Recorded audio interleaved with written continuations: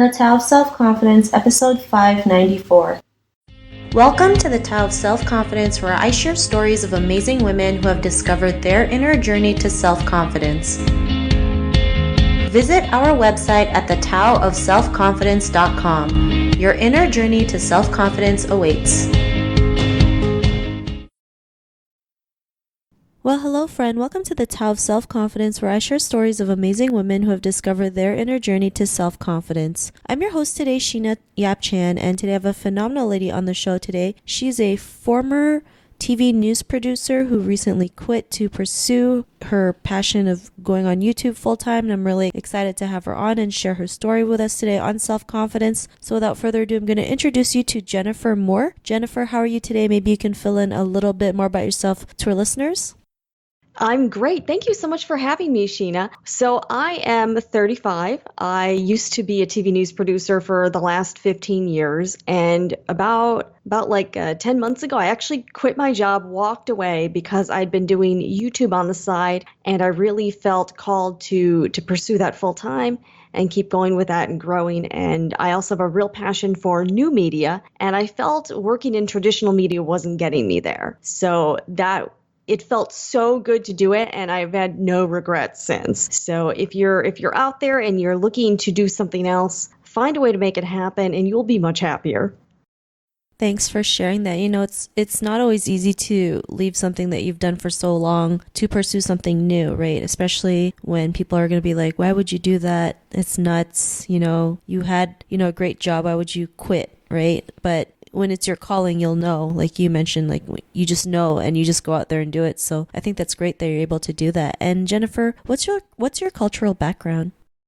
So I'm a Korean adoptee. I was raised in Western New York, suburb of Buffalo, and I was raised by two Caucasian parents. So it was definitely not a very diverse area, and it was a bit tough growing up there. Thanks for sharing that. And what would be your favorite self-confidence quote? I didn't have one to begin with, but I'm a huge Gary Vaynerchuk fan. And one thing he says all the time is go all in on your strengths, meaning don't focus too much on the stuff you're not good at, but really hone in on what you're talented at, what you're really great at, and really build something around that. And I think that's great advice because in my situation, I'd been making videos and I've been producing things my entire life. And that kind of led me up to this point. Thanks for sharing that great quote. And in your own words, how do you define self-confidence? It's not letting what other people think weigh you down on your own journey. Thanks for sharing that great definition. And Jennifer, what was your life like before your discovery of self-confidence?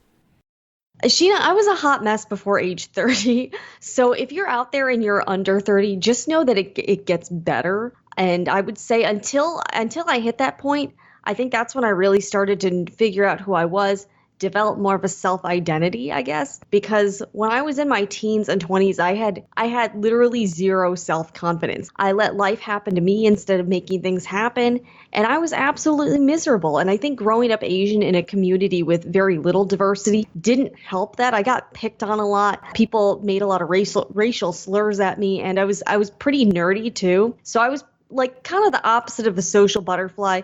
Other kids were going to parties. I didn't know where the parties were. So, I was sitting at home every Friday watching 2020. Awesome. Well, thanks for sharing that. And it's not always easy, especially being in a country where, you look different from everyone else, right? Yeah, and being an adoptee, people look at you and they automatically assume that you have that culture. So I've gotten people coming up to me and they assume I speak Korean, or I get mistaken for Japanese a lot too. So I'll get people coming up and assuming I speak Japanese, but I don't. So it can be a little frustrating having people make these assumptions on you just based on your appearance. Yeah, I totally agree. I know what you've been through because, a lot of people think I'm either Korean or some other form of Asian.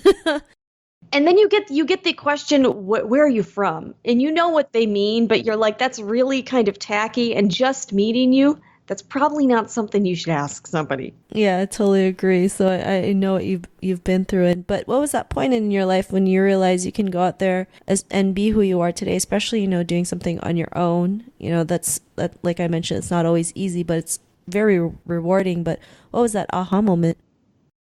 I've been thinking about this, and I don't really think I had a specific aha moment, like a moment in time or like a catalyst. But I think it's the age and life experience that really led me to my own development of self confidence. I think that's what it was, and I don't think I think for a lot of people, it's not going to be like one tiny thing. It's going to be lots of things layered on top of each other. I also am very fortunate to be married to a very strong man. And I think he has really encouraged me to kind of come into my own.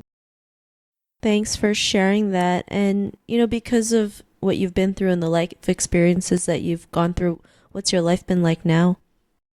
It's infinitely better when you're not constantly worried about other people's opinions. And everybody's got an opinion, but you really have to discern whose is actually worth listening to. And in my experience, at least 90% of them are crap. When I quit my job last year, that was the first time that I've ever made an intentional move professionally, and it felt really damn good. It's really scary, and there's a lot of unknowns, but I have not had a single regret. Another thing I did, though, before I quit, we really made sure our financial house was in order. So I don't just recommend to people you just quit your job without a plan. You definitely need to have a plan first.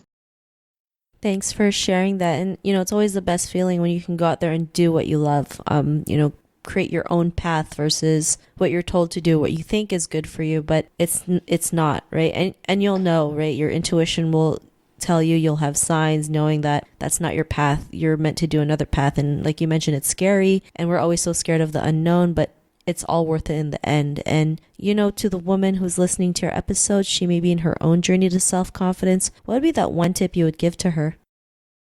Figure out who in your life provides valuable input and surround yourself with as many of those people, the high quality people, as you can. And when you're young, you also have no idea how little you actually know. So before trying to make a difference in the world, you really need to gain life experience so you actually have something to offer. Thanks for sharing that. And that's great.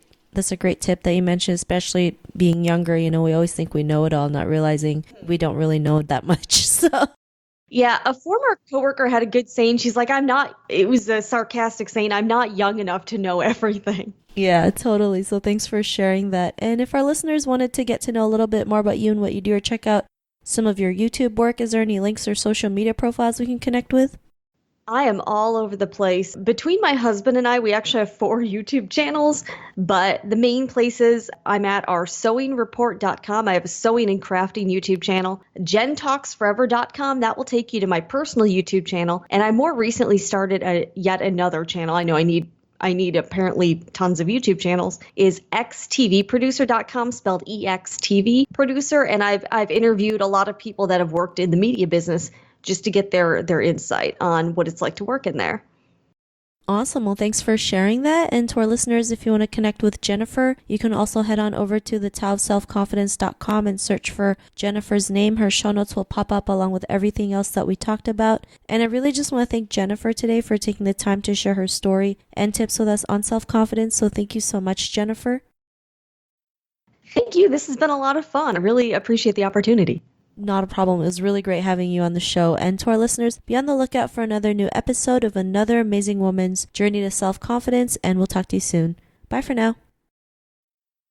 Thank you for tuning in to another amazing episode of the Tao of Self-Confidence. Please subscribe to the show on Apple Podcasts or Spotify to get your daily boost of confidence.